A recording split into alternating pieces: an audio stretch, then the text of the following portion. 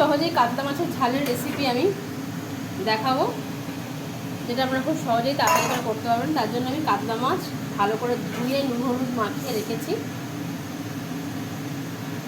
ঝালটা আমি আলু দিয়ে করবো, তার জন্য একটা টমেটো, কাঁচা লঙ্কা আর আলু আমি কেটে রেখেছি।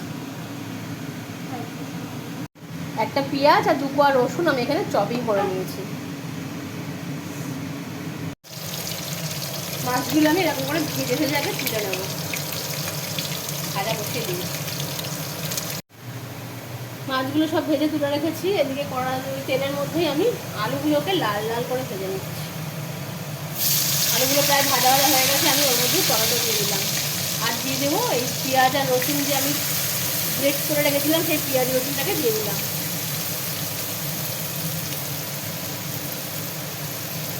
আমি এর মধ্যে দিয়ে দিলাম হলুদ গুঁড়ো,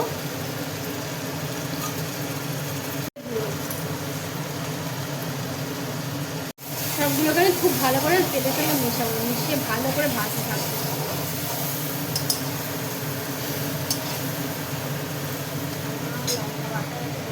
এই বাটা লঙ্কা আমি দিয়ে দেবো।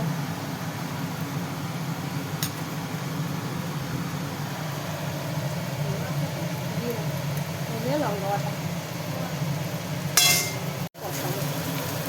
আপনারা চাইলে গুঁড়ো লঙ্কাও দিতে পারেন। আমার লঙ্কাটা বাটা ছিল বলে লঙ্কা বাটা দিয়ে দিচ্ছি। লঙ্কা বাটার টেস্টটা খুব ভালো হয়।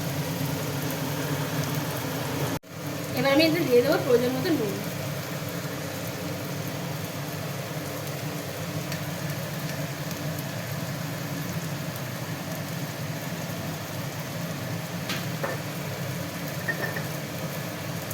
কষতে কষতেই আলুটা প্রায় ভাজা হয়ে যাবে। তেল পুরো ছেড়ে দিয়েছে একদম, আমার কষা খুব সুন্দর হয়ে গেছে। নুনটা দিলে এবার টমেটোটাও গলে যাবে।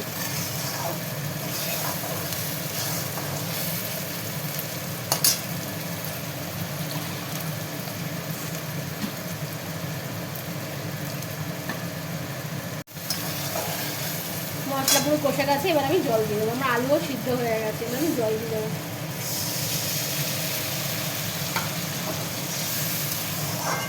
এটা কাতলা মাছের লাল লাল একদম ঝাল।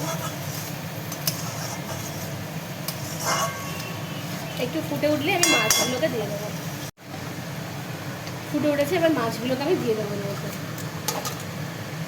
একটু মাখা মাখা হয়ে গেলেই আমি বন্ধ করে দেবো কাতলা মাছের ঝাল।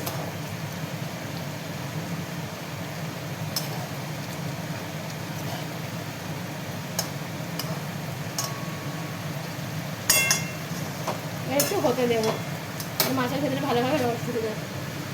এবার আমি ঢাকা দিয়ে দিচ্ছি। আমার কাতলা মাছের ঝাল